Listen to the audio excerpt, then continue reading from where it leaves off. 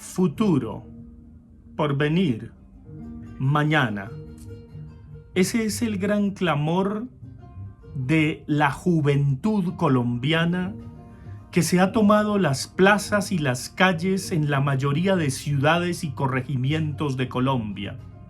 Pero particularmente eso es lo que piden y claman los nuevos héroes, aquellos que se han dirigido hacia la nueva Plaza de Héroes en Bogotá, en la avenida Caracas con calle 80.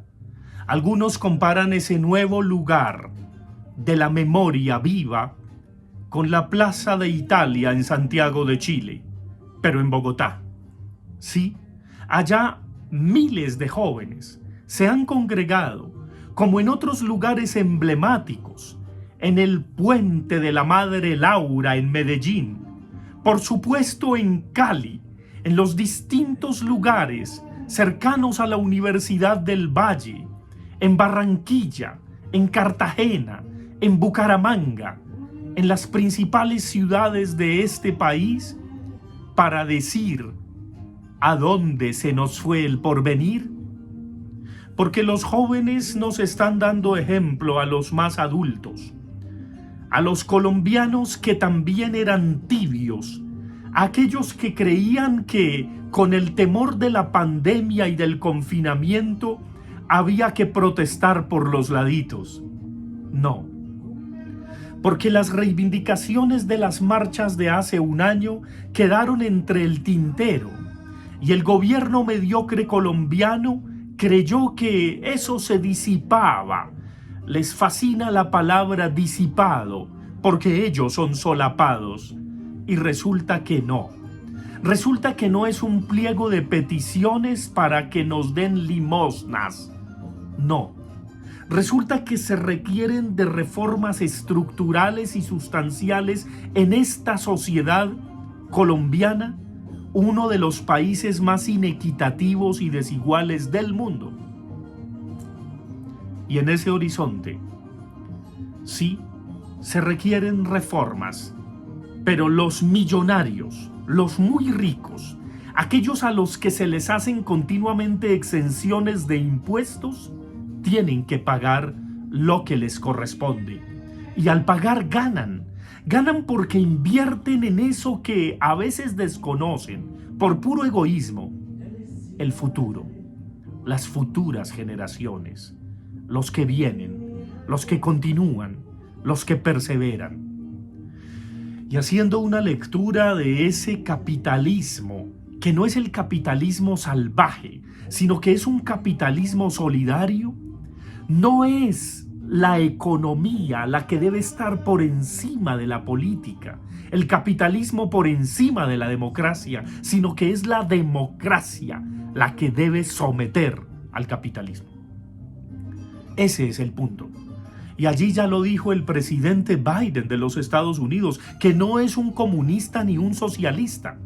Se acabó la era Thatcher-Reagan, esa especie de modelo de goteo en donde se esperaba que de las boronas de la mesa de los ricos y en el rebote de sus copas se generara salud, bienestar, educación, cultura. Eso fue un sofisma de distracción. Así no se crean las civilizaciones. Así no se genera el desarrollo de los pueblos. Thomas Piketty, uno de los grandes críticos, pero al mismo tiempo conocedores del capitalismo, para renovarlo en el mundo, justamente habla de ello en su gran libro Capital. No podemos tomar decisiones ignorando la realidad social, la realidad concreta. No podemos seguir atrapados en el consumo que nos consume.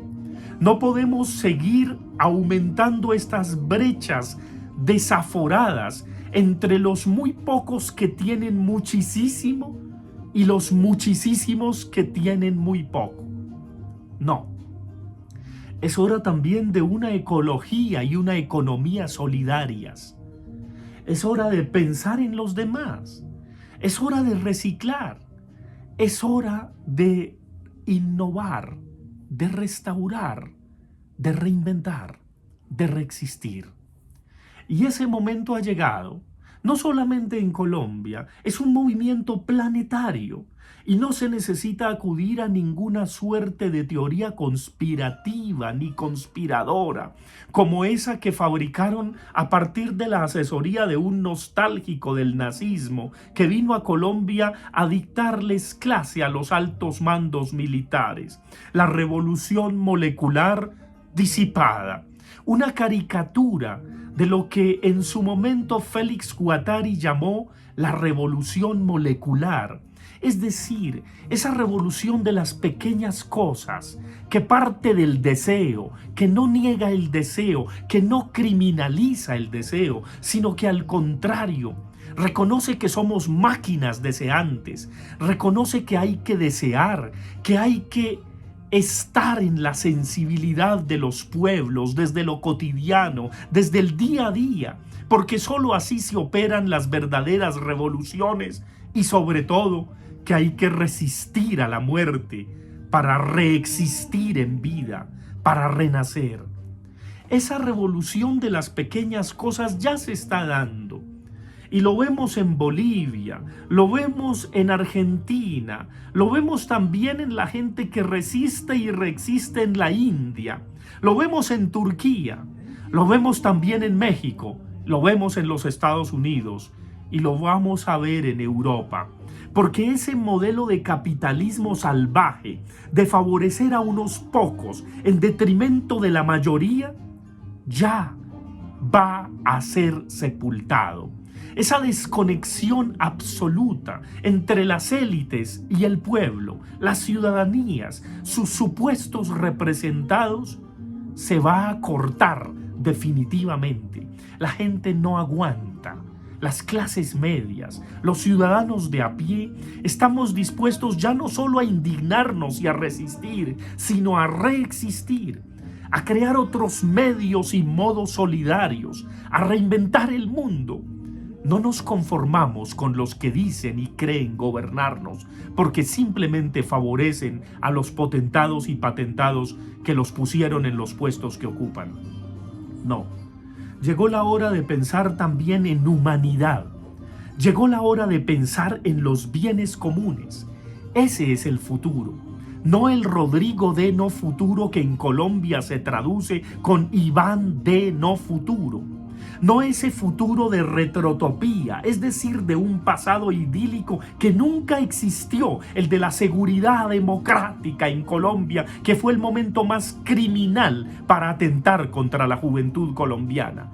No, ese futuro no lo queremos. Queremos un futuro nuevo, distinto, de reconciliación, de paz, de solidaridad, de cultura, de multiculturalidad. Un futuro de todos los colores, un arco iris donde quepamos todos. Eso es lo que pide la gente. Esas son las banderas de la Pachamama. Eso es lo que se está clamando a diestra y siniestra. Un futuro solidario, una universidad nueva que está en los barrios, en las calles, en donde no estamos encerrados en claustros. Un mundo que no es de la gente de bien, o mejor de la gente que se las da de buena, que se jacta de ser buena cuando son sepulcros blanqueados. No, ese futuro no es futuro. Ese porvenir que queremos reinventar y que los jóvenes nos lo están diciendo a los maestros, a los adultos, vamos a estar con ellos. Y me siento muy orgulloso, muy honrado de los estudiantes que tengo en mis cursos porque marchan, porque protestan, porque me enseñan, porque dan testimonio de vida y porque no tragan entero. Ellos y ellas son el futuro y por supuesto confío en que a pesar de que los adultos no les dejamos el mejor de los mundos, van a tratar de recomponer este mundo achatado y este planeta descuadernado, junto con este país que a veces pareciera inviable y que tiene un deber fundamental: resistir a la muerte, porque no puede, para mostrarse vivo, seguir dejando rastros de cadáveres.